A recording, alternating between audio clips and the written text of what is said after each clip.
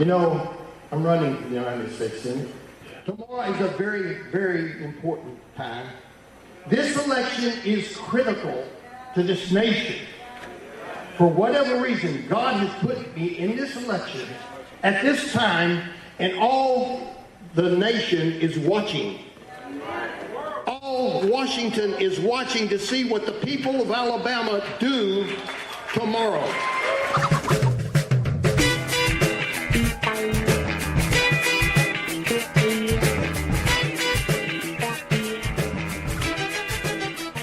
Hey everybody, it's Friday, September 29th, 2017. Welcome to Raging Chicken's Out the Coop podcast. I am Kevin Mahoney, editor and founder of Raging Chicken Press. Each week I talk to our Capitol muckraker-in-chief, Sean Kitchen, about the good, the bad, and the ugly in state and national politics. On today's show, shock Doctrine warriors take aim at Puerto Rico in the wake of Hurricane Maria. Roy Moore defeats Trump-endorsed Luther Strange in the Alabama state primary. You can't make that up. It's like freaking comic books. I swear to God.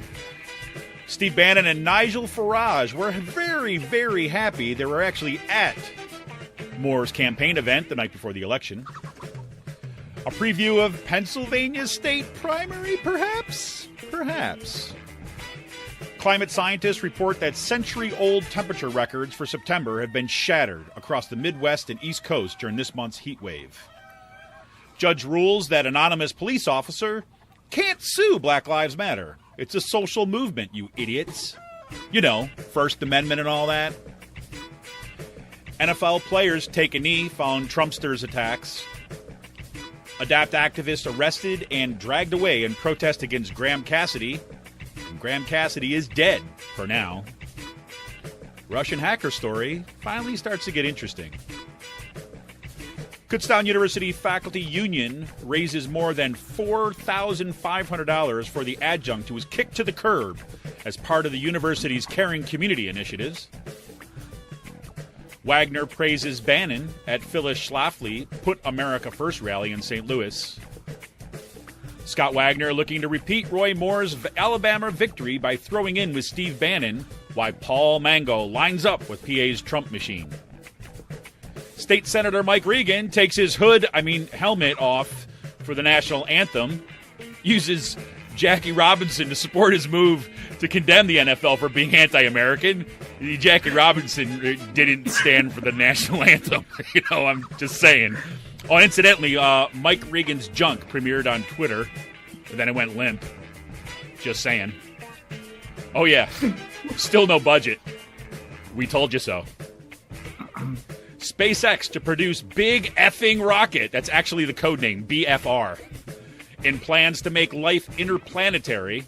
Elon Musk was in Australia to announce the plans. Mars, the moon, and anywhere on Earth in less than an hour. That's right. New York to Shanghai, for example, in 39 minutes at a speed of about 18,000 miles an hour. How about that? Usually takes about 15 hours.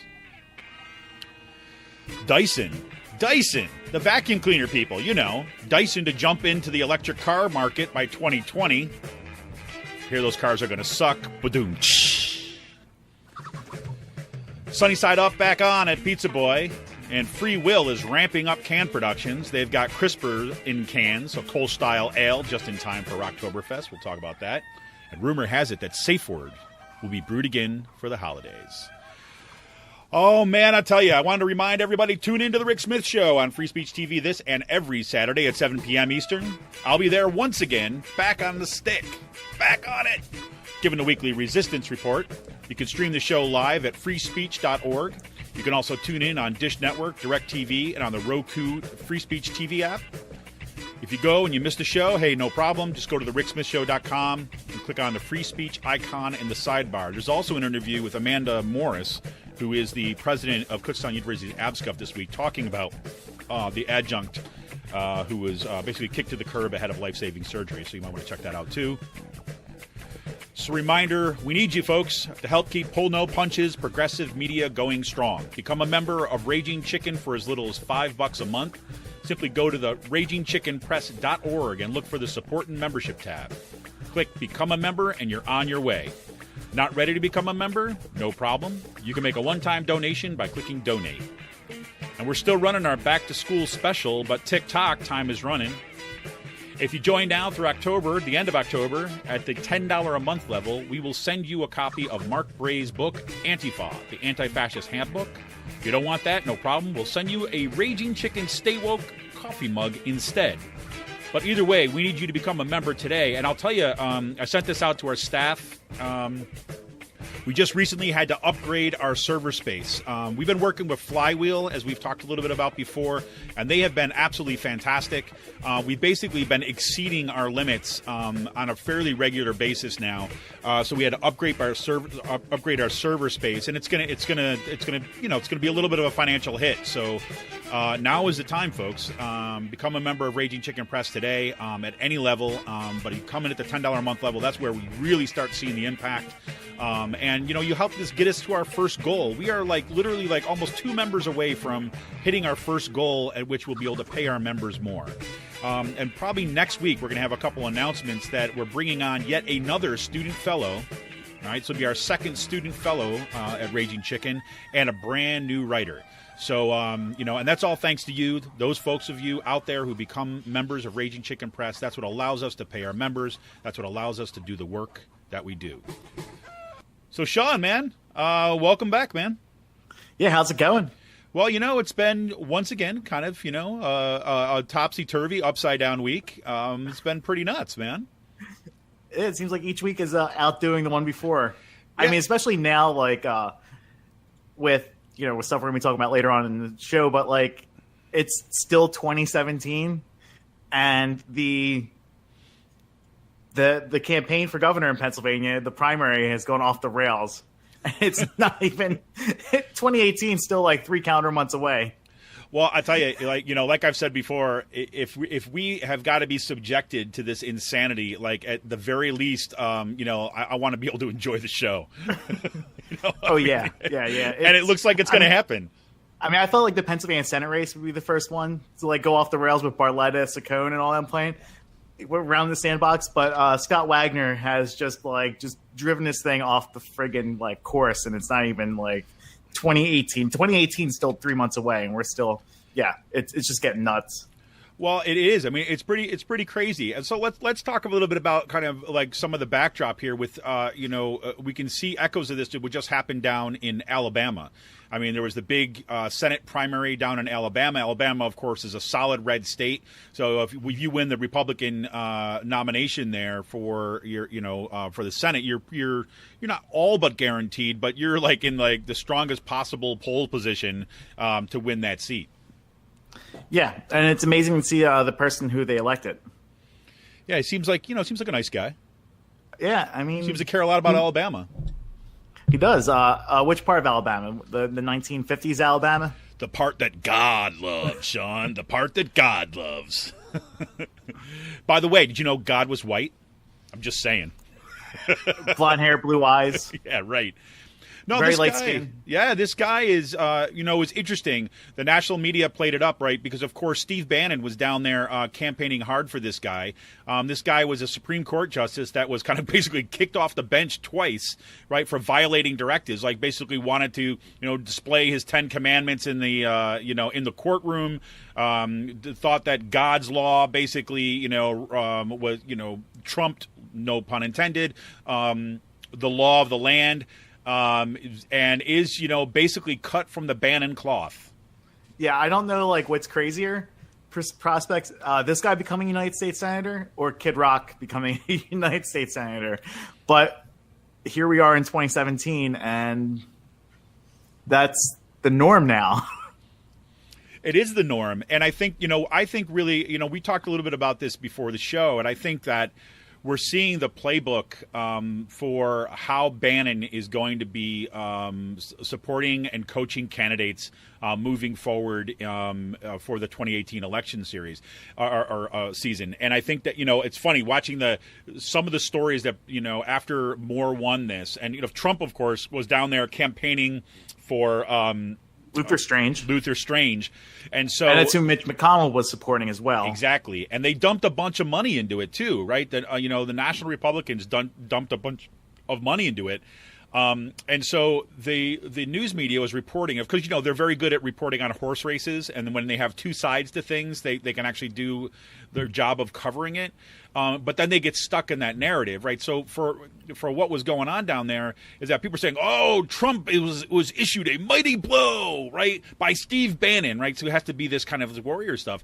And, Trump was kind of like, yeah, he went down and campaigned for him, but he was more interested in kind of being at the mic to talk about the NFL players than he really was for Luther Strange. And then he was like, to Twitter and stuff shortly afterwards, like, maybe I made a mistake with this guy, right? So to think that this is Trump has any investment whatsoever in this. Now, McConnell, that's a different story, right? McConnell definitely had an investment in Luther Strange. I think Trump was just doing it like he was probably somebody kind of told him he had to go. Great, now I have to go do this. Yeah, and he went down there and said, "Oh, well, at least I'll be able to talk about those bad NFL stay on players." message. Yeah, exactly. Right. So, I mean, that's all he was. He was about a Luther Strange campaign rally, then gets co-opted into a Donald Trump rally for president. Totally. That's it. That's all it was. I mean, so to say this was like Trump versus Bannon, I think is a little bit like missed the mark. I mean, but this again, it's like all the the media is very good at covering the people at the top. They're not very much just looking at strategy and down below. And but so also, I mean, Luther Strange became became senator because he was investigating the governor and possibly trying to impeach the governor of Alabama.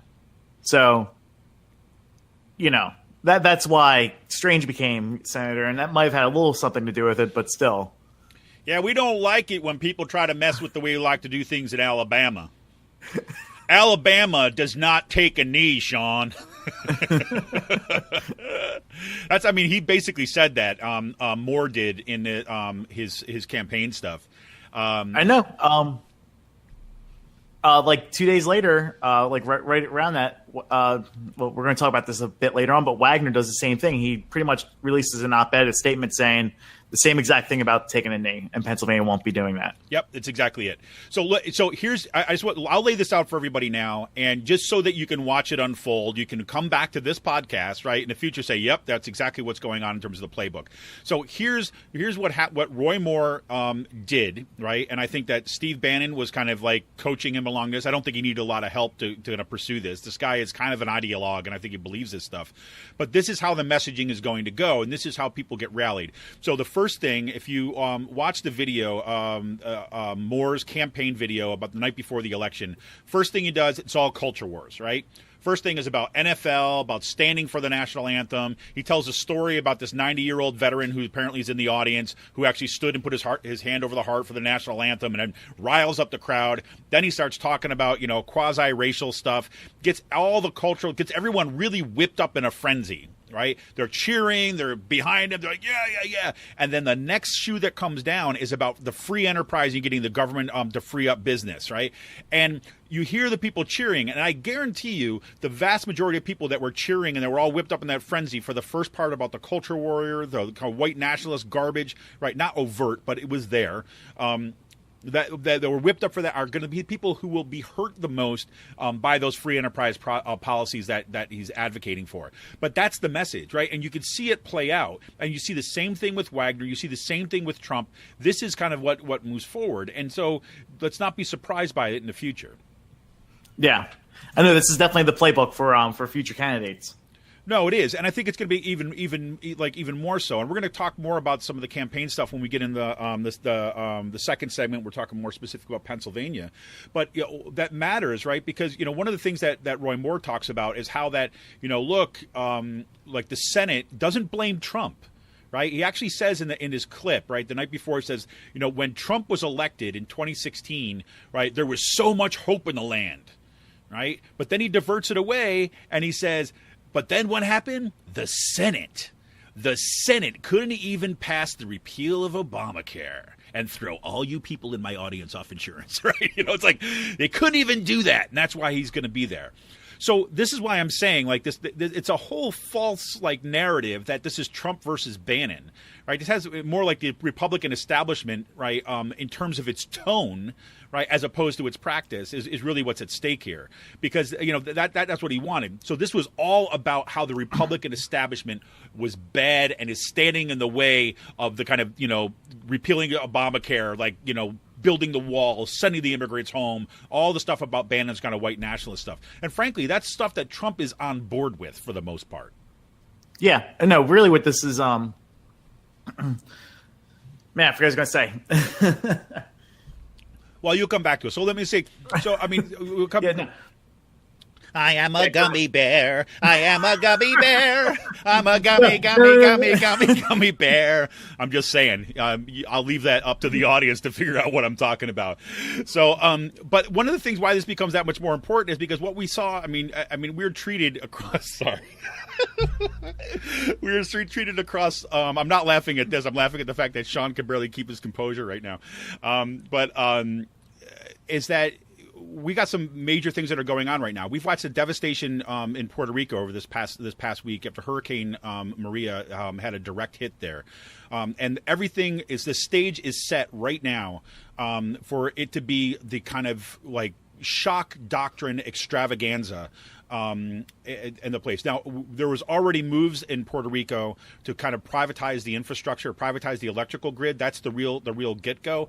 And now you've got, again, the ramped up calls to basically privatize the infrastructure, right? Saying that now is the time because, the government has been able to do this.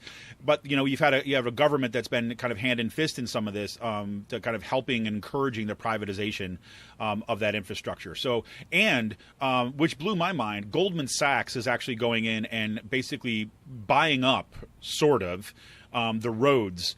The toll roads, the most profitable toll roads in the country right now, and they're going to operate them for like several years on out, and basically profit taking. So instead of that money going into the government's coffers in Puerto Rico, it's going to go into Goldman Sachs's coffers, right? So we're seeing this happen now. This is all in a context, right? When is this stuff that was going on, or this is happening in response to the hurricane? Some of it is going on. So the electrical grid in particular was going on before. The road stuff, there was talk about some of the privatization and stuff, but now it's just like there's no one else that can do that, right? Because the roads are devastated, right? I mean, this is what disaster capitalism is about, right? What Naomi Klein wrote all about.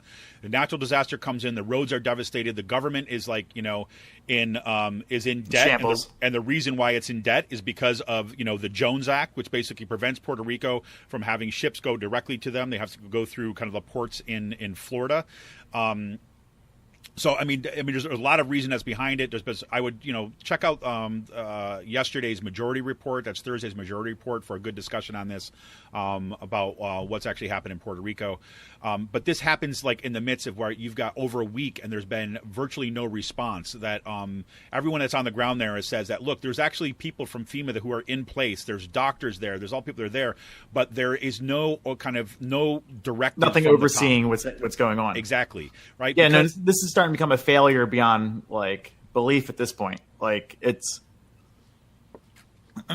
but no, it's like Chapo Trap House put up their podcast yesterday, and they made a good point. Like 50% of this country doesn't even think that Puerto Ricans are American citizens. So why should they even be getting this aid? They should be seeking international aid from other countries. Yeah, exactly. Right. Like they're saying this should be something that the international community deals with because of its human crisis, not because it's an American thing. Yeah, that's absolutely right. And again, these are American citizens we're talking about.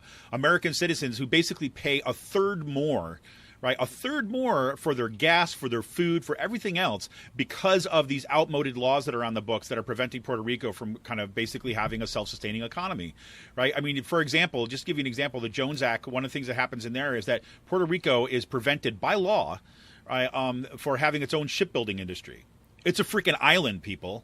Right? I mean, what do islands do? That is kind of one of the kind of key industries that they could do. They're prevented by law for doing that, right? And that is kind of like, there's just one example. Another example is there was just a recent Supreme Court case that basically says Congress basically can override any law that's passed in Puerto Rico, right? So it basically reduced Puerto Rico's status from what it's a colony. It's a right. It's a property. They call it a property, right? It is the property of, right? It is a possession of the United States government, not even a commonwealth, which would give it kind of different sets of rights.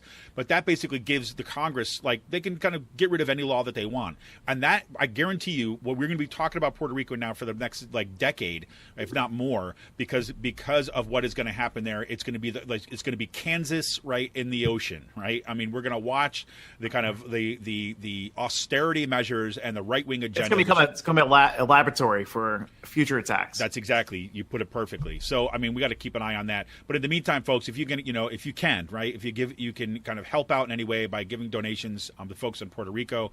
I'll put a link in the show notes. It's a place that's actually, not going to, skim money off the top and things like that, ideally, but that are actually trying to help people on the ground. So, and this happens in the wake, Sean, of climate scientists. They just had a report that came out, and Think Climate had a report that came out on this, and literally climate scientists were floored. The folks at NOAA and NASA, but NOAA is the one who put out the report, is basically saying that, look, century-old records, right, temperature records for September have just been blown out of the water for this heat wave that has been running through the Midwest and the East Coast, and that does not bode well. No. I actually have been suffering through this heat wave. I took my air conditioner unit out about a month and a half ago, and I was just looking at the weather over the next few weeks. I'm like, all right, it's gonna be mid-70s. It's the end of August, beginning of September. It looks like this is gonna happen through the whole entire month. You know what I mean? Yeah. At some point, you're just looking down the line. It's all right, it's just the thing is just taking up too much electricity at this point for it to be, and it's too nice out. Right. So I took my air conditioner out of the window, and about for the past week and a half, it's just been humid as all hell out here. And then 2 days at 90, 92 degrees out here. I was like, holy shit. Yeah. I couldn't believe how hot it got. We were all just is it over yet? Yeah, and and I think we're all experiencing this, right? The heat of it. It's been so hot. My kids are complaining. My kids' school doesn't have air conditioning, right? So they're in there, they're sweating and all this kind of stuff. And it seemed warm. I hadn't realized exactly how warm it had been until I was kind of reading, looking at the comparisons of previous years. And, and maybe some of that has to do with the way that the hurricane season kind of ramped up, then pushed jet stream north. I don't know.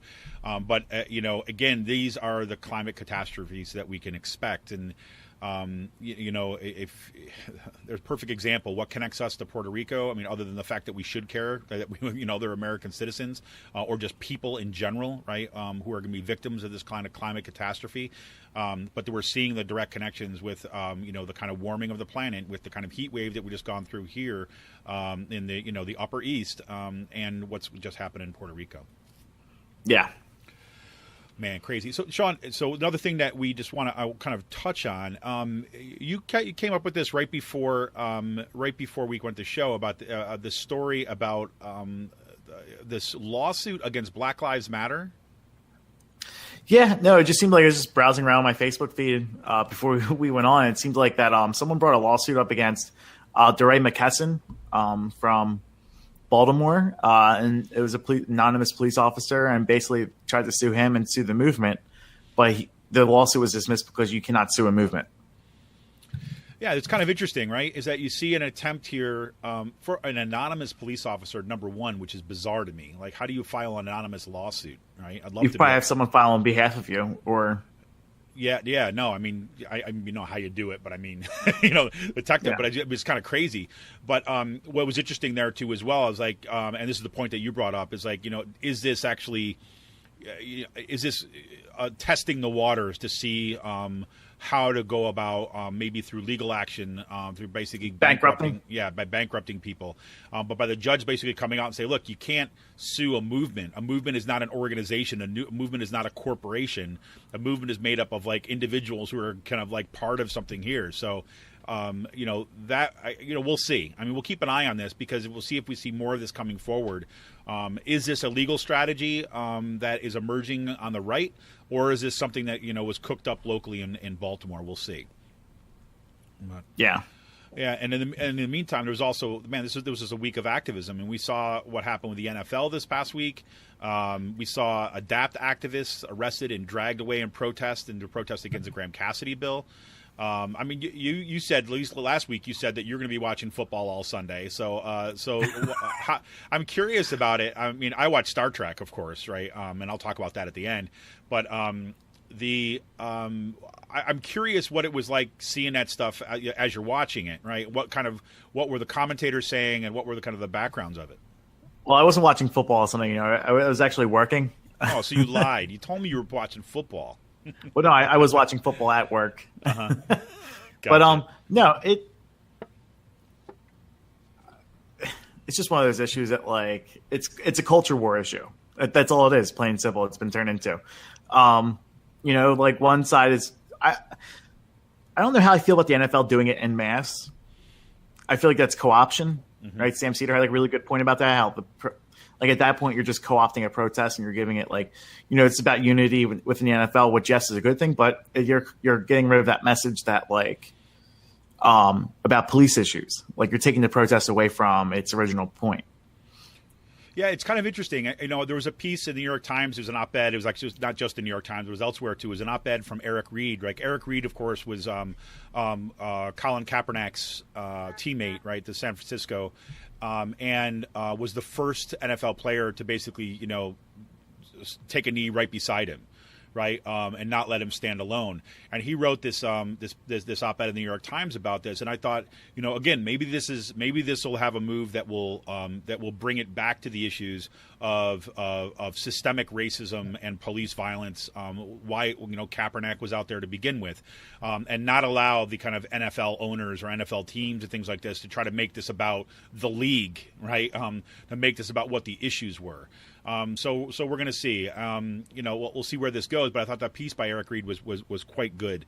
If you haven't checked that out, again, I'll have links in the show notes on it. So it's because that's really what's got to come back. Look, NFL and the sports teams, the NBA, of course, NBA has been all over this too as well, especially after Trump's attacks. And the NBA, as they say, is a little bit more woke than the NFL in terms of the racial politics. So. LeBron James was kind of going all after Trump for his comments on this, but was also clear. Several NBA players were also clear, bringing it back to their questions that Kaepernick's protest. So while the initial and really go ahead. I mean, what this does is this like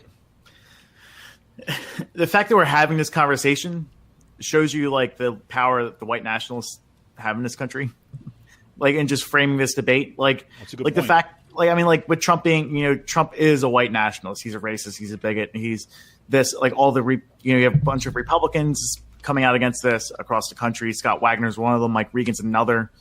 And Chuck McElhenney in your area is another person that signed on to this, going after the NFL. It's just it's dog whistle politics, but the dog whistle is very loud at this point. Like, I mean, the fact that we have to talk about, no, it's not people disrespecting the flag. It's people having legitimate concerns about being shot and killed by the police, right? I mean, Michael Bennett could have been shot and killed by the police last month after the McGregor fight, from the Seattle Seahawks. Mm-hmm. I mean, we saw a video of that coming out, and we saw him release a statement on that. Like, no, I mean, and if you talk about the dog whistle politics around it, it's like so much of the discourse on the right, you see the right-wing media right now about the NFL is what they're hammering home is like, these players are ungrateful, right? They're ungrateful. Look at this. They're unappreciative, ungrateful, right? Like, I don't even know. Trying to make this a class issue. Well, and it's a race issue. It's like that they were given. Right, yeah. That we allowed these people to come into the NFL, right? We opened up our white-onlys club to these black folks, and now they're ungrateful. That's what they're saying, right, on the right wing. It's slave owner mentality. No, that's exactly it. It's like as if you're kind of your fat ass bacon eating like pork rind chowing like ass sitting there on the couch watching TV is what got that person on the NFL. No, it's not, right? I mean, what actually happened there was that those people can work their butts off, right, in order to get in there saying, and so you're actually claiming, that you're ungrateful, and, you get these folks on Fox News that come out with this, and they were given the big boost, right, because, what's his face, Hannity's gone to 9 o'clock now, and that big deal, so he kind of leads now with the culture war stuff right now on prime time. I think they actually purposely did that so, to make sure that their viewers were not going to kind of sneak over to Rachel Maddow and see what's happened with the Russian hackers, but. Yeah. Talk about another interesting story this week. Well, yeah, you started messaging me about this as Maddow was on. Yeah, it's like the social media thing. I've been skeptical about a lot of the Russian stuff. I feel like I've been getting drowned out, but this is actually like one of those stories. I was just clicking through, seeing what's on TV or on my computer, what Maddow was leading with, and it was the Russian, the hacking story, but around social media, which I find that to be like an actual in my opinion, an important story. It actually like grabbed my attention to sit there the whole 25 minutes and listen to it. Mm-hmm. But I mean, like, she makes like really interesting points, and the stuff that's coming out now with this story, I think there's a lot more to it. You have Russian agents or Russian whatever people buying ads in Baltimore and Maryland, supporting Black Lives Matter, and then you have them doing the opposite thing in a white rural part of the country. Right. I mean, like it's creating instability, and that's what they want. I mean, it seems like they're devising a way to come up with a way to become a world superpower, the sole superpower, and they're not going to do it by fighting, a massive land war or air war. They're going to do it online and use propaganda for it, and they're doing it effectively. Yeah.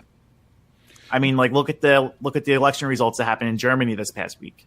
With the AfD getting a lot of Russian media behind them, a lot of Trump media behind them. And a white nationalist, anti-immigrant, anti-Muslim party is now has a bunch of seats in the German parliament, which is something so extreme it hasn't been since like the 60s or the 40s. A group that far right is represented in its parliament the way it is. Yeah, it's pretty remarkable. I mean, to see that happening in Germany. I mean, we're watching this stuff unfold in real time. Yeah, with the connections between Bannon and Nigel Farage being in Alabama. Breitbart being in Europe, having a presence in Europe, the AfD, the UKIP. I mean, we're watching this rise of like libertarianism or like the fascism, what it is, in real time, and there's nothing we can do to stop it. Looks like at this point. Yeah, and it's libertarian. It's funny because I knew folks in Germany who were there was a guy who called in the Majority Report yesterday or the day before. He's a German guy, and he actually had been part of kind of anti-fascist groups for like a decade and a half or something. And he gave some background of the kind of rise of this of the AfD. The AfD in Germany, and basically saying it's a faction that came out of the FDP that kind of split off and went further. Now, the FDP was the kind of libertarian party in Germany. They had been, fairly kind of minority party, but had been your typical libertarian kind of conjuncture, socially liberal for the most part, right? But economically, get rid of the government and just let the free market do what it does. Get rid of social programs, all that kind of stuff. And it had, when I had spent time in Germany, and this is probably 15 years ago, more than that. More than that, 15, 17 years ago. I had known people, they're kind of friends of, or family members and friends of people that I knew there. Even at that point, they were attracting a younger crowd, and had very actively gone after kind of a younger crowd to support this kind of free market stuff. They're very much mirrored here. What this guy called into the Majority Report was saying is basically, you've got that section of the FDP, but now you're wedding it to this kind of anti-racist action, right? This anti-immigrant action, this anti-immigrant stuff, which had been brewing there for a long, long time. We saw it it came to the fore when you had reunification, right? In terms of othering Eastern Germans, but then you had a whole bunch of Turkish refugees who had come in, and when I was there, right, and again, this is 99, 2000 or so. When I was there, people were openly, not on the news, right? Not in the newspapers, but you could hear people being superly anti-Turkish and about this kind of immigration there. So it was ripe for that, and now we see it bursting forward in terms of an actual political party. Yeah, and one of the things that CNN pointed out that on their website was most of their support came from Eastern Germany. And the reason why they got the support was the immigrant issue, but also the failure of them recuperating state-owned or state benefits that the Eastern Communist German society brought forward, but not having the social service provided to them from the West. That's absolutely right. And that was the big issue of reunification, right? Reunification, there was what was the front and center about reunification was like, how was that going to happen and what were you going to do in terms of rebuilding, right? Some of the folks, more progressive left folks from East Germany, not the, Soviet left, right? But the kind of progressive left there were saying that, look, we need to almost think about this of you need a Marshall Plan for East Germany, right? Where the West German government was basically going to help kind of rebuild the East, right? And bring it into the economy, right? There was such pushback against that, right? And that it happened in kind of like, fits and starts and nowhere near what it needed to. And so that economic divide, that class divide has remained. Yeah. I know someone who stayed in Dresden for some time, and basically they do feel like they're treated like second-class citizens, and that's where a lot of this hatred, or a lot of this is where that party flourished in this. Most of their support, a large chunk of their support is coming from East Germany. Yep. Yep, it's crazy, man. So here we go. This is the kind of the real globalists, right, or the other globalists, right? There's the globalists that are supposedly trying the what do you call it, the Davos group, right? You got those globalists who want to kind of make neoliberalism the a global movement, and then you've got the globalists who want to make it a fascist world. So here you go, and you got Elon Musk who wants to just kind of like leave the earth altogether. So hey, we got it all together. All right, so this is we're going to kind of think about moving in and talk a little bit about some stuff in Pennsylvania here. I want to remind everybody that, look, if you like what we're doing here, if you support what we're doing at Raging Chicken Press, consider becoming a member for as little as $5 a month. Just go to ragingchickenpress.org, click on the support membership tab, and you're beyond your way. Remember, we've got a special running through the end of October. You come in at the $10 a month level, right, and we'll send you Mark Bray's book, Antifa, the Anti-Fascist Handbook, or Raging Chicken's Stay Woke mug. So this is Kevin Mahoney, editor and founder of Raging Chicken Press. We will be back right after this break.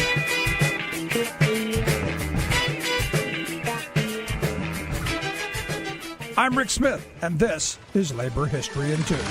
On this day in labor history, the year was 1931. Canadian coal miners, their wives, and children marched through the streets of Estevan, Saskatchewan. The miners were on strike for union recognition and better pay and working conditions. Safety was a major concern for the 600 men and boys who worked in the mines. Water collected in many work areas. Too often, the mine companies failed to replace rotting timber, so roof cave-ins were frequent. Inadequate ventilation led to high concentrations of carbon dioxide. For braving this dangerous underground work, the miners earned only 25 cents for each ton of coal. The miners had joined the Mine Workers Union of Canada earlier that year. They called a strike in September, but coal mine operators refused to meet their demands. Miners and their families decided to demonstrate in the town of Estevan to gain community support. The mayor banned the demonstration and called upon the Royal Canadian Mounted Police to crush the march. The Mounties met several hundred miners and their families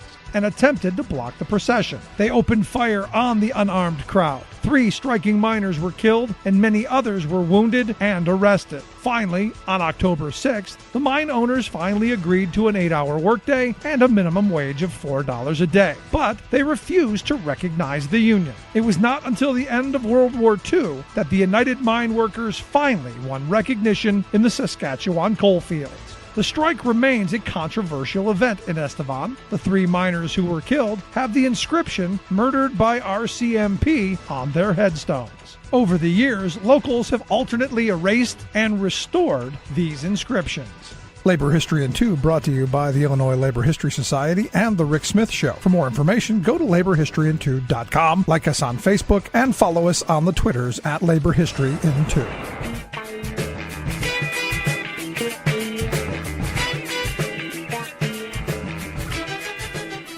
At Kutztown University, ensuring a caring campus community is one of our top goals. We value and respect all of our constituents and celebrate diversity. That's right, folks. That was Kutztown University President Hawkinson telling us about the caring community at Kutztown University. This is Kevin Mahoney, editor and founder of Raging Chicken Press, returning once again. As you recall that last week we told you a little bit about what was happening at Kutztown University with an adjunct faculty member who found out right at the beginning of the semester after they got sick and found out that they needed basically life-saving surgery. That the university administration, in consultation with the State System of Higher Education's Chancellor's Office, decided that the best course of action then was to kick this person to the curb, kick them off health insurance, get rid of their job, and send them out into the wind. So that flies in the face of their new branding efforts, of course, to posit Kutztown University as the caring community. So just wanted to give you a little update as we kind of lead into this segment. So what had happened is that the university administration basically said that they were following orders from the state system. There was nothing that they could do, threw their hands up in the air and kind of, hope for the best, I guess. Well, the faculty union was not gonna stand for that. You can hear, like I mentioned again, Amanda Morris talk on the Rick Smith Show on Free Speech TV this weekend, a little bit about that. But the good news here, if there's any good news to come out of this, is that the faculty union has helped, and actually Raging Chicken Press too as well. We've put links in articles that I've been writing about this to basically raise money for to cover the COBRA cost for this person, and we needed to raise well over $3,000. And at last I found out, the last update I got, which was yesterday, was Thursday. There had been more than $4,500 raised by individuals in support of this adjunct. So now all the COBRA payments will be covered for at least several months. A couple rent, at least 2 months, I think, of rent is going to be covered now. That we're just trying to get some more out there to help pay their bills. So I want to thank, if there's anybody out there who's listening who contributed to that and contributed to efforts to try to make sure that this person is not going to be sent out into the wind, and that you decided to join in with a vision of the future that is about solidarity and caring as opposed to everyone's for themselves. I appreciate it. So, this is the real caring community, right, when we stand up for each other, right? And then now we're going to demand not simply that we, give charity for that one person, but that we change the policy, that we make sure that this never happens again. So thanks, everybody out there. So good news, Sean, I guess. Yeah, it seems like it might be the only good news of this week. Well, it's always comes. All the good news comes with like a tinge of the edge, right? It's more of like good news that comes out of resistance, rather than good news that comes out of like affirmative action. And I don't mean affirmative action in terms of like how we talk about it, but I mean positive action in order to kind of move us forward in a progressive direction. So. Yeah, sometimes you got to push a little. Yeah, sometimes you got to push a little. And I think we're going to have to push extra hard now after we see what's kind of transpiring here in the gubernatorial race already. Yeah. So for the notes I put together for this segment, I think we should just put it right front and center. Scott Wagner is a white nationalist. Period. Okay, we're done with this segment. Let's go. But no, I think like after what we've seen over the past few weeks, the past couple months, the way Scott Wagner's talked about, pretty much minorities working in low-paying jobs, they got to put a belt on, get their pants down from their asses. Going to the Senate and saying that type of stuff, and also then giving $1,000 to Lyndon LaRouche, doing all this type of stuff. Now pandering to Steve Bannon at Phyllis Schlafly Put Americans First rally. I think it's now time the conversation is this guy's a white nationalist. Yeah, there's nothing else. I mean, there's a lot more to that, but I think we have to start, when you align yourself with someone who's associated with Nigel Farage and what's happening in Europe, with Breitbart, with the largest white nationalist platform in the country, you're aligning yourself with him. It's time that you're labeled as one. Yeah, that's right. And this is a guy who's been barking up that tree for a while now, And so let me just remind everybody, this is what Scott Wagner had to say about Fight for 15 activists who were arguing for the rise of minimum wage. So Sean's point there about going after workers through a racialized narrative, here it is. This is Scott Wagner. So the workers that are down here in the hallways looking for work, I'd be happy to give them some numbers of employers in York that would probably pay wages somewhere between $12 and $15 an hour. But there are a couple things required. Number one, you would have to have an alarm clock, and you would have to be able to get out of bed. You would be able to have to pass a drug test, and you would have to have some work ethic. I don't go into fast food restaurants every now and then, but maybe I'll stop for a coffee. And periodically, you'll notice somebody behind the counter on a cell phone, either talking on the cell phone or texting, and that's clearly against the company policy. You know, you'll look around and you know, anywhere you go, there are younger workers with their pants hanging down, rear ends hanging out.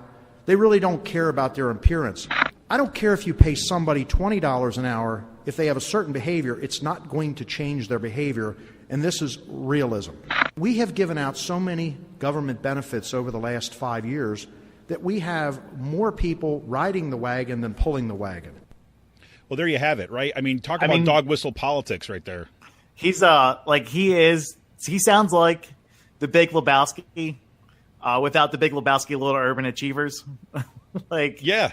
I mean, this is like exactly how he's talking right now. And really, like the comment about like people need to stop having their pants hang around the rear ends is basically using a very loud dog whistle about black people. That's right. Like at that point, I mean, and you know, he's given money to Lyndon LaRouche, who is very anti-Semitic, denied the Holocaust ever happened. He has a history of this stuff, and then he's aligning himself with people who are outright fascists, Holocaust deniers. It's a platform for that stuff, and this is the company he's keeping. It's time. It's really now time, not just on our end, but it's responsible for the media, especially the statewide media, to just call him a white nationalist at this point. Yeah, I mean, I don't see what's left, right? I mean, once you throw in with Bannon and you throw in with that whole crowd, I mean, you might as well just throw yourself in with David Duke. Right. And I think, I look, any of the kind of, of the statewide media, Pennsylvania kind of like, professional, traditional media here, who have written stories about Trump's white nationalism or ties with white nationalism. And if they refuse to do that for Scott Wagner, we need to call out those media outlets on that too. Yeah. Looking at Penn Live. Just saying. And others. But no, I mean, like, people around the media were, quickly to call out Trump as a fascist, as a alt-rightist and stuff like that. Now it's time to do the same thing with Scott Wagner. If you're not, you're neglecting your job at this point. No, that's right. And here's a perfect example. I actually was talking with some people about this last week when they were asking me about, the article that I ran for Kutztown University, right? I had some people ask me, like, man, are you going to get in trouble for that? Right. And I was, and my response was like, well, look, number one, the reason why I wanted to work at a place that had a union. Right. So I had some sort of protection. But number two, right. There's this whole idea that you're not supposed to piss, piss where you sleep, so to speak. Right. Piss in your own backyard. Right. I think that's so fundamentally wrong. Like the places that you know the most about that you're not willing to be critical of. Right. I mean, that to me is like abrogating your responsibility to what you need to be doing. And if you know something's wrong in your backyard, you got to take care of business, right? And there can't be anything more to the truth. And we're talking about the Pennsylvania media. If you're not going to cover your statewide politicians in a way that is going to, in the same way that you would Trump, right, with a nice distance that's happening out there, then you've got some soul searching to do, because Pennsylvania, man, it's been a hotbed of white nationalist stuff for a long time, and it's going to get played out in this election cycle. And now it's getting worse too. Yes, absolutely. We could talk a little bit about that, I guess, later on. Putting some of the faces of the local identity rope out on blast, but yeah, we're definitely gonna have to talk about that, aren't we? Moving on from Scott Wagner being a white nationalist, we're now seeing Trump versus Bannon narrative in the Mango versus Wagner story. Like Scott Wagner has aligned himself with Trump, trying to be like out trumping the other candidates in this, which is really only Paul Mango at this point. By getting Steve Bannon, by going after the NFL players, basically echoing the same words that Roy Moore has echoed since his election. Mango has been aligning himself with the people who opened up the Trump office out here, the really big one, sort of like the central point for their campaign. It's because of, this area, like Trump literally believes that, central Pennsylvania delivered him the presidency. Yeah, well, and it's only about an hour and a half away from D.C., so it's not that far of a drive. This isn't like Virginia or something like this. And also local funders and donors who are associated with that Trump office are raising money or having fundraisers for Paul Mango. And Mango has aligned himself with Trump's Pennsylvania campaign manager for the election, David Urban. Yeah, there you go. I mean, the infrastructure is all there. So we're going to see this play out. We're going to see it play out right in front of us. We might even see Nigel Farage out here in Pennsylvania. Yep. Which, how fucking nuts is that? Yeah, no, but I mean, it is what it is. This is what Banditelli was saying, like, on Twitter. He's like basically saying if they looked at, what happened in Schuylkill County, right? As he put it, the Skooks were kind of came out kind of strong for Trump, right? They're at +6 or something like this for Trump in the strongest counties, but nobody went there, right, to actually cover it. And the Pennsylvania media didn't go out and kind of find out what's going on in kind of Schuylkill County, right? They wouldn't respond that at all. And so now we have it once again. We're going to see the same dynamics play themselves out. And now you've got a campaign infrastructure, through Dave Urban that is going to make this happen. And look, if I were, if I wanted to be, it's not even a conspiracy. It's more like this. I was going to say, if I wanted to kind of look at this through systemically, what's going to happen is that you're going to have this dynamic between, the Trumpsters and the Bannonites, right, kind of play itself out. And the media is going to want to cover it, again, as a horse race. Which side will win, right? But the ultimate goal there for someone like Bannon, right, and for some of these things is the same. It doesn't really matter. And one of the things is I really think that we're going to watch here is how Wagner makes his bed with the white nationalists. Yep. In the state. Well, look, they're both going to do it. I mean, there's already like a bunch of like the alt-right groups on Reddit and stuff like that, and especially Trump and PA are 100% behind Wagner. Yeah. The alt-right community online is 100% behind Wagner. It's going to be interesting to see how this community plays itself out for this election, especially with Wagner. If he has the alt-right behind him, how's he going to respond to white nationalists in this state? No, that's right. And what question? It took him a week to say anything about Charlottesville. Yeah. Yeah. And then even when he did say something about it, he made himself the victim for being forced to respond to Charlottesville. Yeah, they made me talk about it. They made me say something that I didn't want to say. Right? That's really what his old pouting, his online pouting was all about. Yeah. So it's crazy, and it's I don't know.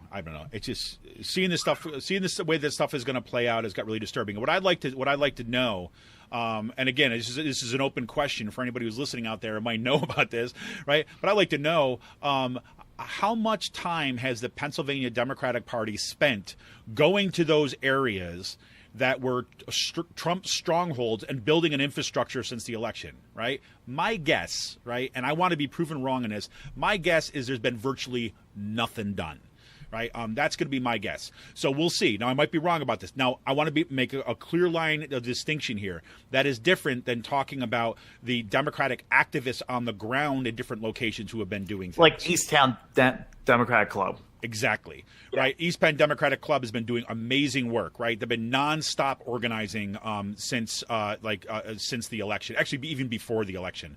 But the election kicked it into like double overdrive. So actually, in communities, those groups are already established. Have been doing bang up work. But you know what?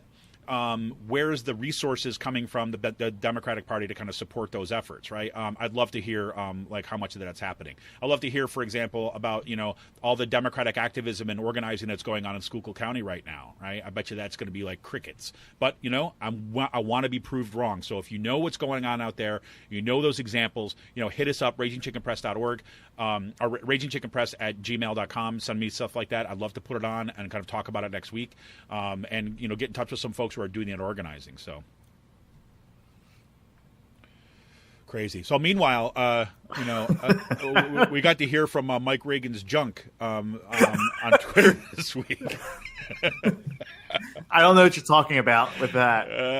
It's just too bad. Mike Reagan's junk started appearing on Twitter. That was their kind of handle for it, and it went limp all of a sudden. It went limp pretty quickly. So I'd love to know what that was all about. But I was bummed because it had a lot of promise, especially in the wake of Mike Regan just kind of once again showing why he's an idiot.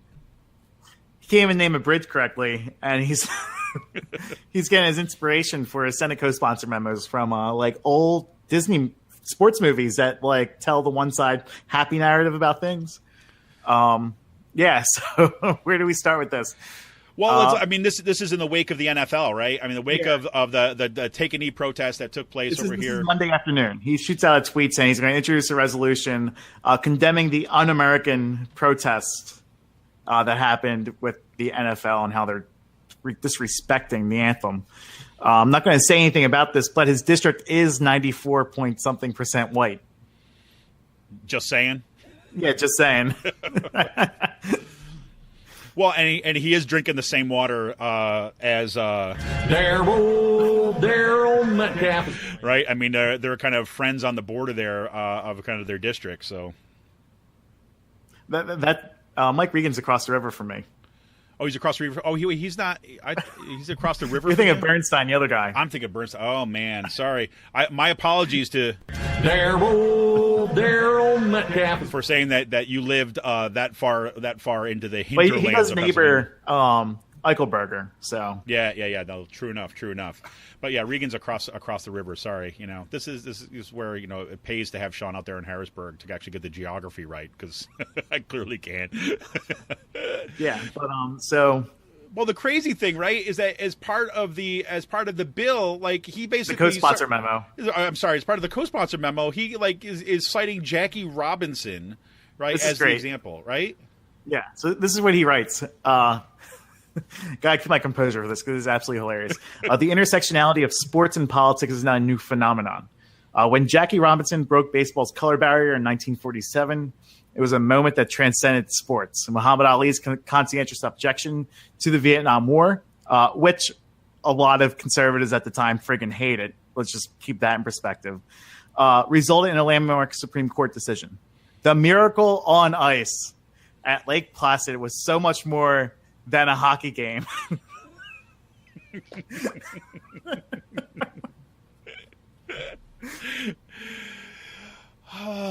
Just a deep breath here. I mean, what's remarkable. So this is like, I love it that he leads with the intersectionality, right? So here's like, yo, this is Mike Woke Regan right here, right? Coming at you with intersectionality. I'm going to talk about some black people, and then I'm going to talk about the anti-Russian kind of Soviet Union thing of victory in Lake Placid, and then I'm going to come at you with these weak NFL players who've got the gall, right? Who've got the gall to take a knee and disrespect what's going on here in the national anthem. This is woke Mike Regan talking to you guys. Right? I mean, like when you saw the lead on there, like intersectionality, really? Do you even freaking know what that means, Mike Regan? Like, you freaking idiot. You actually know. And then Jackie Robinson, who was basically would not stand for the national anthem, right? He never stood for the national anthem. No, for exactly the same reasons. It was very explicit as to why he never stood for the national anthem. It's the same exact argument that they're basically using today. No, exactly. Muhammad Ali was basically, had to have bodyguards and was thrown in jail, right, and all this kind of stuff, and was the scourge of the right wing, and now he's trying to claim Muhammad Ali. This is how these people rewrite history, right? I mean, it was unbelievable to me. And I love how the last sentence, the miracle on ice at Lake Placid was so much more than a hockey game. Period. Yeah, right. It's only more than a hockey game. They had hot dogs too. I mean, like it seemed like that was just something like his staff member wrote up, like, oh, I'm going to sound good here, and then Mike Regan's like looking over. Oh wait, I got to add this in here. Wait. He's like, wait. I'm looking. Black people. We need to get some white people in there, some really, really white people. How about the hockey team? Lake Placid, man. Remember Eric Hayden? Like 5 gold medals, USA hockey team. It was everything, right? I saw a movie about that on Sunday Night TV. Pretty much. Woke Mike Regan. I wonder how often he watches Miracle on Ice. Yeah. I'm sure that's like, around like every holiday, he that's goes, that's right where his comprehension is at for a movie. Exactly. Like that's all he can handle when watching a movie is some stupid fucking Disney sports movie. Like he can't go much further than that. Like he can't go like There Will Be Blood or like things that are like 3 hours and you got to think about it. You know what? I'm just deciding, man, I want that handle, Woke Mike Regan, right? Can you imagine? That'd be great. Woke Mike Regan. Somebody's got to do that. I really, literally do not have the time for that, but we need to have Woke Mike Regan on Twitter. I would love to see that. And if anybody decides to take up that banner, please let me know, and I will retweet the hell out of it. So, all right. Well, here's another thing that we were having fun with before the podcast.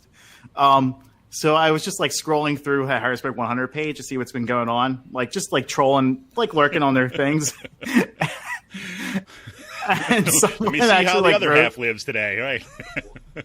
So like yesterday, this is about a Confederate flag post. He's like, I've been trying to tell people that it has different meanings. There are Mexican Americans that wrap themselves in the rebel flag. Here it just means country and recheck, which recheck. Yeah, they fucked that up. People like to think white Americans are super racist in this country. Look at Sean Kitchen from the Raging Crackhead Press. Oh, Raging Crackhead Press. That's right, RCP. When he finds white racists, he finds 5 of 100,000. There you go. You know, it was like there's where do you begin, right? Where do you begin by, first of all, the whiner stuff, right? This is how these people play, right? These people play. They want to play and like, okay, I'm going to try to go after Sean now, but baby, I can be really, really like mean. Unprovoked. Like this is like not even. This is just like this exactly. is just a random message on a random article. No, but it's showing you, right? They're getting nervous. Like the fact is that you've been reporting on white nationalism for a while, and then this week, right, you decided to put white nationalism on blast, right? And I'm sure that freaked the hell out of all of them. Yeah, but so like I've been doing this for a while now, right? With like racist business owners, racist people, like stuff on Twitter. Boom, just put them on blast on the Facebook page and let the community take care of it. Like, you know what I mean? Yeah. This week, some little person working Senate staff who probably lost his job already was sending very racist messages to people, and you know what?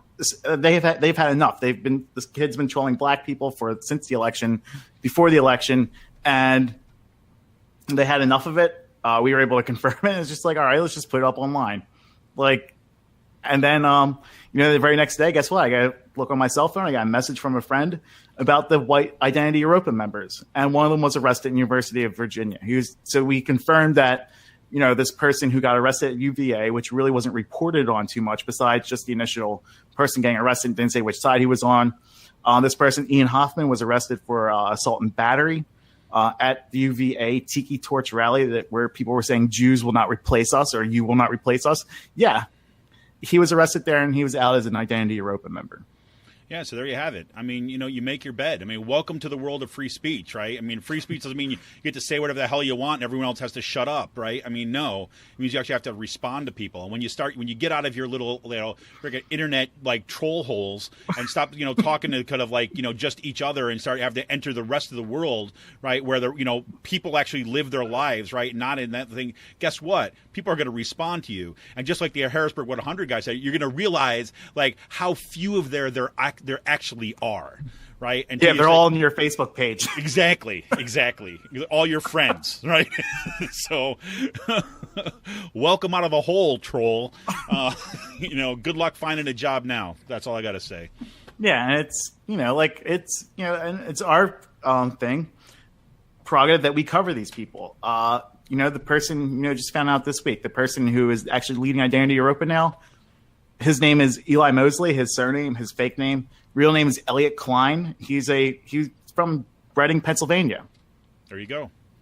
I mean, the Identity Europa members of today are going to be your GOP members of tomorrow. Yes, they are. And so all the more reason we know who they are, right? I mean, this is what's going on. And this, again, why on earth that we don't have more coverage of this stuff, by the Pennsylvania media, I don't know. But guess what? We're going to do it. If they're not going to do it, we're going to do it because this is how it's lining up.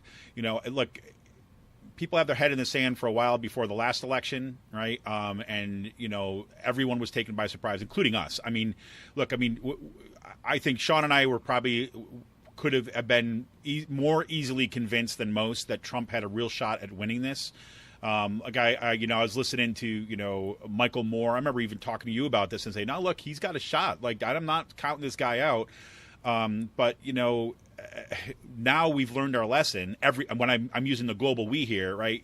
You can't ignore it. So if you don't want a repeat of what just happened in the state of Pennsylvania, if you actually want to keep the governor's mansion in the hands of someone who's not going to fall in with white nationalists, right? Well, you've got to act. Right, you got to act, not just the kind of organizing that's going on the ground, but we got to cover and expose these movements, right, that are kind of are breeding hate, right, and could bring some really, really bad stuff our way. Yeah, and we got to start talking about Scott Wagner as if he's a white nationalist, because he is one. And start treating him as such in the newspapers. Scott Wagner, white nationalist. Scott Wagner, white nationalist. Got it, everybody? And just keep on repeating it and keep on saying it. I know. I mean, this thing about Mike Regan, I guarantee you, he's a former U.S. Marshal. I can guarantee you Chuck McElhinney's getting involved in this. I can guarantee you that the Philadelphia Fraternal Order of Police or some FOP chapter or some State Troopers Association is pushing this memorandum within the Senate, just as a fuck you.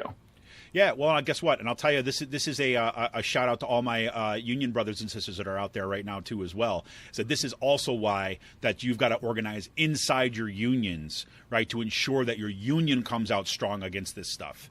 Right, that these people don't kind of slowly take over our organizations. I'm going to do this. It is not okay, right, just to allow the racist stuff to go by, right? I mean, if anything, this has been one of those divisive histories divisive histories in the history of unionization. Is that when unions do not stand strong and firm, right, against this kind of hatred and against this kind of racism. So, pony up, folks. It's time to get on board. So. All right, Sean, anything else for the good of the order for this segment before we get into the last call? Still no budget. Oh, yeah, that's right, the budget. Still no budget, but the Pennsylvania House this week found a way to do a couple of things, actually. They voted on putting poll watchers across the state, out of county poll watchers, out of district poll watchers, out to any of the polls. So basically allowing voter intimidation, and then 11 House members from the House Environmental Resources and Energy Committee voted against a resolution to make October Biodiversity Month because of climate change science and all that other stuff. Sean, my head is really ready to explode. I can't take it. I can't take it. There are 15 Republicans on that committee. 11 of them voted against making October Biodiversity Month. There you go. Up your shaft. That's all I got to say. A meaningless resolution. Wasn't really that hard to out themselves on that one. Oh, my God.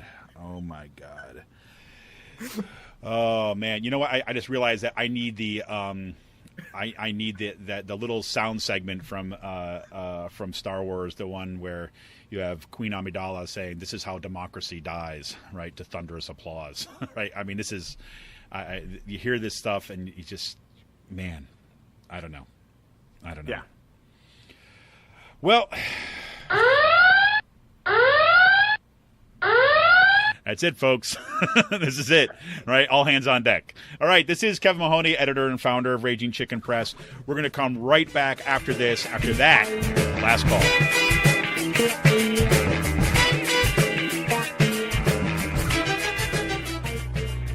This is Kevin Mahoney, editor and founder of Raging Chicken Press.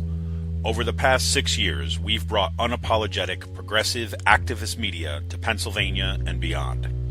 We've helped hold those in power accountable and shine a light on some amazing activist work. We've broken national stories and established a reputation as an aggressive, independent media site. As newsrooms close and traditional journalists lose their jobs, hard-hitting investigative news suffers. If we care about our democracy, we have to find new, sustainable models of journalism. And frankly, no one's going to do it for us. After the Trump election, we dug in even deeper. Thanks to some longtime members, one-time donations, and a shift in other resources, we brought on more writers and started paying them. now we're doubling down and want to expand our infrastructure and pay our writers even more. We need to invest in our media if we have a chance to resist the unprecedented assault on democracy, working families, women's rights, and our planet. History will remember the choices we make today. So take a minute to become a member of Raging Chicken Press. For as little as $5 a month, the price of a local craft beer or a cup of coffee, you will be supporting homegrown progressive journalists and media activists. Go to RagingChickenPress.org and click on the Support and Membership tab to become a member. Leave a one-time donation or learn about other ways that you can help. We don't have billionaire backers. Keeping progressive activist media going strong depends on you. Thank you for all your help and support. Keep up the fight.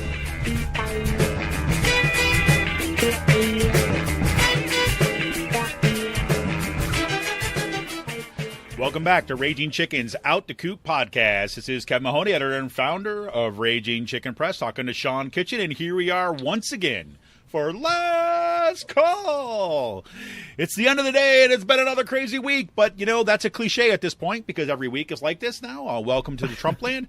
So in this last section, right, for those of you who are newly aboard the podcast mania, that is Out the Coop, we like to do a little beer stuff, little space news, right, because I'm a space junkie. And this was a big week when space news, SpaceX, Elon Musk from SpaceX was down in Australia for this big kind of space conference thing and basically unveiled plans for the big effing rocket. That's actually the code name that they're using in SpaceX to talk about what this is, the BFR, and kind of unveiled plans, right, to basically make us an interplanetary species, right? They are now targeting a cargo ships going to Mars in 2022. Now, it should be said that Elon Musk is known, and he will admit this himself, right? He even did it in the talk that he gave, basically said, look, 2022, he said, that's not a typo, right? He said to the audience, they're like, whoa, 2022. He said, that's not a typo. And he said that is, however, aspirational, right? Because one of the criticisms that has come forth with Musk has been that, he overpromises in terms of delivery dates and things like this that happened with Tesla and so on. But the thing that's got to be said about the guy, and it's got to be said about SpaceX, is that they have delivered nonetheless, right? I mean, what Tesla has done in terms of the electronic car manufacturer, in terms of solar roofing, has been unbelievable. And the plans that they have now for going to Mars and potentially even the moon, and there's some talk that this may be the influence of Mike Pence, right? Because Mike Pence is a big, moon guy, right? So this may be Elon Musk and SpaceX's kind of, nod to them to kind of let them, to clear a space, a path for them to get to Mars. We shall see. But I'll tell you, one of the things that was, I think it's taken a lot of people, it's gave a lot of people's attention. And if you see, there's been articles about this right across the media, not just in kind of like space.com where I kind of spend, parts of my day, right? But also in the New York Times, Los Angeles Times, the Washington Post, and so on. The Guardian, across the world has been. They've got a concrete plan, and this BFR rocket that they're talking about doing is actually going to be able to carry up to 100 people, right? And to Mars and back, and will not actually have to refuel at Mars. So they will not need to refuel and station there. What they're planning on doing is basically replacing all of their current rockets, right? All their current kind of space-going stuff. So the Falcon, the Dragon, and all that stuff that's actually ferrying things back and forth to the space station right now with this single vehicle, right? And part of the pitch there is that what they're going to be able to do is use this single vehicle for kind of orbital refueling to go to Mars and all the kind of supply stuff to the space station. They're also going to be able to deliver satellites, right, into orbit, like the size of Hubble, right, without having to have things all folded up and everything like this, but can deliver them kind of into orbit at that size, given how big this thing is. And the other part of that is that there's also this is what they put on the table. They're showing that they basically can use this to actually fly planetary flights, so that you'll be able to go from New York to Shanghai right, within this rocket in about 39 minutes. Right now, that's about about a 15-hour flight. But you're basically putting people into an intercontinental ballistic missile, basically, and throwing them on the other side of the planet. It's something. It's something. I don't know how that will work. Well, I wonder. Here's what I think is actually going on. I might be totally wrong about this. If you look at the plans, they actually laid it all out how this would actually happen. The ship is big enough that you could actually have people, kind of strapped in, fly up and land down.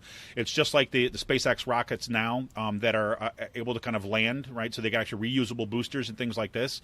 Like in the past rockets, you'd have your first stage boosters and stuff would burn up. Not anymore with SpaceX. They have reusable stage boosters. So this one rocket would be able to kind of go up and land kind of on the other side of the world. And I think that part of what the play there is to demonstrate its current possibilities, as opposed to just making it about space travel, because there's a lot of people out there like you, Sean, right, who are like, look at Mars and just roll their eyes and say, this is all garbage, why are we talking about it? Right? But the aspiration is kind of brought a little bit further to say, how do you actually close the distance even more, to basically allow us to say, hey, you know what do you want to do today? I want to go to Beijing. Boom, hop in there. Boom, fly across the world.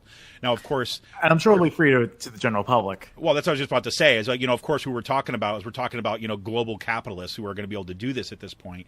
But I think that's in part his audience, right? I think in part that the play is to raise money, and the key thing is that they've actually said that by consolidating all these operations, they've got the plan already to pay for it. That was always the big issue. So they're going to be ramping up production on this stuff, and they've already begun tests on the engines and stuff.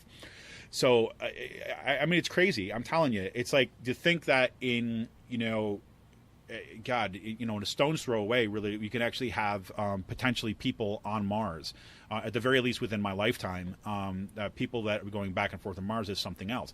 Now, why do I bring this forward? Yeah, I mean, again, I'm a space geek and I love science fiction and all that other kind of stuff.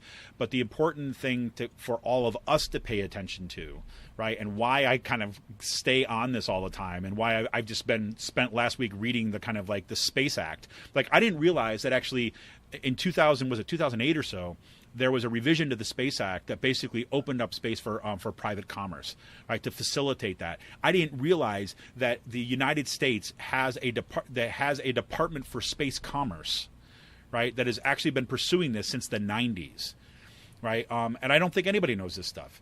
And I think this is absolutely critical for two reasons, right? One, this is an extension. The way that they're talking about space travel, the way they're talking about this stuff, we're seeing an extension of extractivism, right, gone wild. So that we're seeing, all these industries are going about mining ore and kind of mining asteroids and all that to feed that.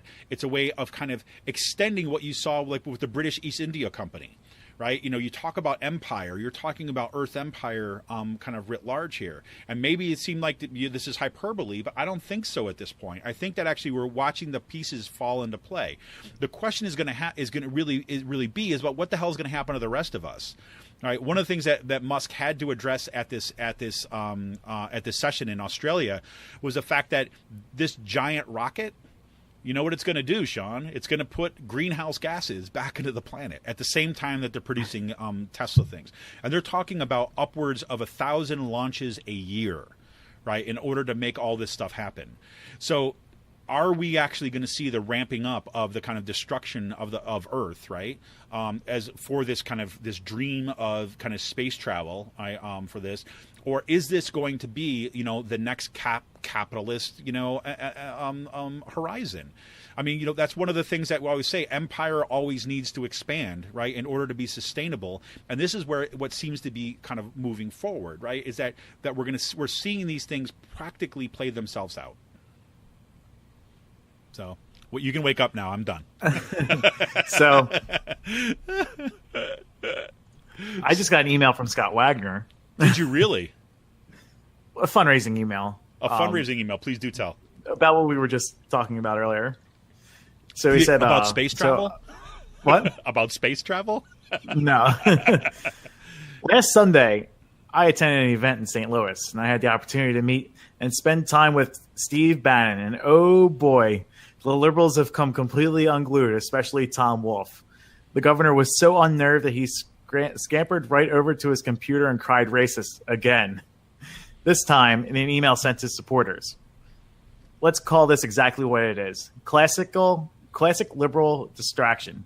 He wants to change the focus, and who can he blame? Who can blame him?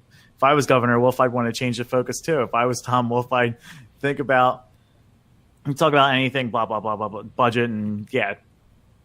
You don't know the power of the dark side. Then it just goes off into Scott Wagner drivel and stuff like that. And there you go, folks. There you go. Well, I'm sorry for this momentary distraction from my space news. No, but I mean, there you go. Wagner is doubling down, and he's not moving away from it. This sets the stage, right? I mean, it sets the stage about what this race is going to be about. He's going to run a white nationalist campaign. Yep. There it is. There it is, folks. Wake up. Wake up. Wake up. Wake up. Boy, oh boy, oh boy. You took me down from my space news, man. I was you had to come back to Earth. I did, and it's like sometimes I do need a break, but these people don't let it. They don't let it happen. But in other kind of random news, I mean, this is kind of like on, we're gonna watch that stuff, and just as a reminder, one of the things that looks like I think I'm going to be able to make this work. That I'm going to be going to this conference in December. That is going to be in Houston. That is basically bringing NASA and all these space commerce people in one location, right? So they're making it real. We're no longer talking about people writing their fantasy ideas about what to do. You're actually talking about venture capitalists and people that are looking to make these concrete investments. So, I don't want to be in a place in like 20 years to kind of point back and say, see, I told you we should have been paying attention to this, right? I think it's important, but, I might be proven wrong, and this is all just like, my ability to live in my sci-fi world. We'll see. But the other interesting news in terms of like green energy stuff, Dyson, right? The vacuum cleaner company, right? They said that they're going in with their electric car vehicles, and they've got like some sort of top secret vehicle that they're planning on unveiling in 2020. Did you see anything about this week, Sean? I did not. It's actually interesting. They said that they've designed it. They claim, at least at this point, that they've already designed like the engine, and they're experimenting right now with two different kinds of battery modes. That they're claiming that is going to. I can't remember the exact numbers, but it's going to be significantly more efficient than anything that's existing now. So basically what that is that they're saying, they're talking about Tesla, right? They're basically saying that this is even more efficient than the Tesla engine, right? And 2020 they're planning to bring it forward. And they said that the chassis has not been built yet, so the actual design, but they're designing everything from the ground up, and they're looking to get in the game. They did, however, like everything else, just like when Tesla first came out, they basically said, yeah, a lot of people ask us about the projected cost of this, right? They're like, duh. And he said, the better question is not how much would people be willing to pay, but how much would people be willing to put down on a down payment for the car, right? So it's clearly going to be marketed towards like, again, your global capitalists and things like this at this point. But again, just in terms of energy process and directions that are going, that's going to be incredible. The other thing that I didn't mention in the show notes coming up was that VW, right, also just unveiled that finally, this has been kind of like a teaser that they've been floating around for a long time, but they just actually unveiled to actually make to bring back the minivan, right? The what the heck was that thing called? The minibus, right? The Volkswagen bus. To bring that back as an all-electric vehicle. And that one is on, like, I think 2019, 2020 was the target for that one, too, as well, which is fascinating because, of course, Volkswagen... The cultural significance that van has. Well, especially, in the wake of Volkswagen basically deceiving governments and lying about their quote-unquote clean diesel engines and finding out it was a fabrication and it was actually not green at all. Yeah. So it's, this is one of the things I was talking to somebody about this last week. It's like, I bet you this was going on because you heard there was a lot of internal stuff happening in Volkswagen about this diesel stuff that they knew it wasn't performing in that way. And so I think that they've had this idea about to move towards electric for a while, but they just couldn't get off the oil, the oil crack. They had to actually kind of keep on down. So they kept the fantasy of clean diesel going because they were raking in the profits for it, because green folks were actually moving over to diesel, to these clean diesel ones, thinking that they were getting more efficient vehicles when in turn they weren't. So now that they have to kind of throw in with it. And I think the fact that they already have the designs, they already have some kind of they've shown some prototypes of what this may look like. Shows you that this has been in the works for a bit. But I think that one is gonna have a huge splash for exactly the reason you said, because of the kind of the iconography of it. And Americans, we love our brands, right? Crazy. Yeah. So anyways, beer news, man. Sunny Side Up, what? Back on? Sunny Side Up is back on. Yes. Period. No, Sunny Side Up's on. Last week they canned Peach Around, double IPA, double peach IPA, and Hop Tart, a dry hop sour with grapes added to it. So, they canned a little bit, put the Sunny Side back on. Life is good. I had some Sunny Side last night. That's tough, man. There's very few things out there that compete with that. I'm telling you, that is so good. Yeah, it's one of the best beers around. Yeah, it period. Really is. It really End of is. story. Yeah, end of story. Period. Right. Miracle on Ice. I think we're gonna have to do that from now on, Sean. We get to the end of this, like, yeah, Miracle on Ice. Done. Mic drop. Mic drop, exactly. Miracle on Ice. I still can't believe he had to have put that statement in. Like, all right, this is going to be. It doesn't have my sign of approval, so yes, America. Yeah, America. Commies defeated. Yeah, Wolverines. Red Dawn. Right, exactly. Oh man. Well, here out in Percy, we've got Free Will is ramping up its can production, and I was talking to somebody who kind of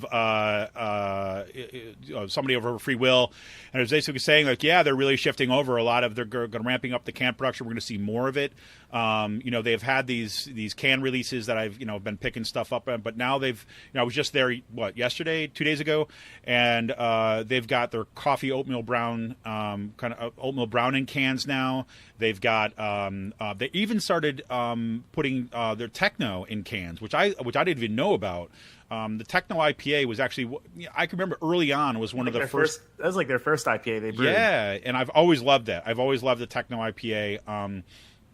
So they've got a bunch more of their stuff in cans, and they just released. I wasn't there for the can release, but I did pick up a 4-pack of their Crisper. Right, their Crisper. It's like a Kolsch style ale, and the way I described it, I was kind of like, I had one the other night. I described it on Untapped. I said it's kind of like, it's a Kolsch. It's definitely a Kolsch, but it has that tinge of the Marzen, right? That you'd get for the kind of traditional Oktoberfest beer. So it's got a little bit more of the maltiness to it than you get into the crisp Kolsch, but it's really good. And it just it's kind of really light. And, I think it's like 4 or 5% alcohol on it. So it's not, it's not a real heavy beer. It's a really good. It's actually a hard style to brew, I believe, too. Yeah, it is. It is. And if you had, I think, back, go back to the German reference again. It's like I'll never forget sitting down the Weinstrasse. Right, there's this like part in Germany. The Weinstrasse is like the wine street, where all the vineyards and kind of run along. The river was forgetting the room, not the Rhine, but it's kind of in the central Germany. But so you have this whole area that produces wine, but that used to ride my bike up through there, and used to stop at this these little towns and sit outside in the summertime. You have a Kolsch, and it was just like they're so crisp and clean and just so nice. This one is, great. And I've never had one in the U.S. that has tasted as good as one I've had in Germany, like especially when it's fresh.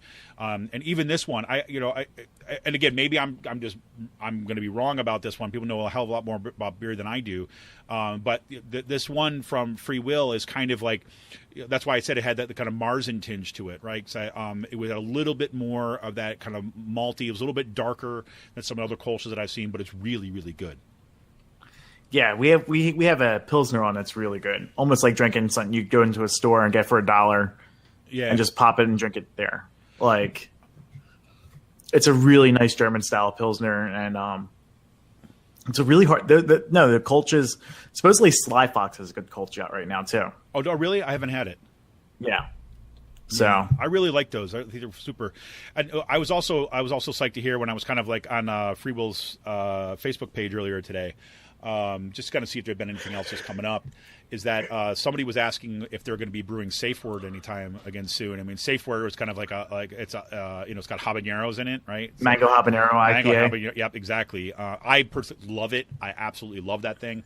It is like it's got a great initial taste and then a burn all the way down that kind of follows up right on it. But it's great, and apparently they're at least as it was said on the page, rumors that they're looking to brew it for the holidays, right? It's going to go up against the other kind of holiday spice ales, but so they're going to this is going to be what they're going to be releasing for that. So we'll see if that pans out. But I was excited to hear that, at least as they reported on Facebook. So pretty cool. So man, anything else for the good of the order? Sean's just yawning. Call me at a bad time. You go, no, I think that was the perfect time. All right, so I think that's going to have to do it with Sean getting ready to take a nap before he's got to go to work. But yeah, so listen, this is Kevin Mahoney, editor and founder of Raging Chicken Press. It's been a good one, folks. Check us out. Remember, become a member of Raging Chicken Press for a little $5 a month. RagingChickenPress.org. Membership. See ya.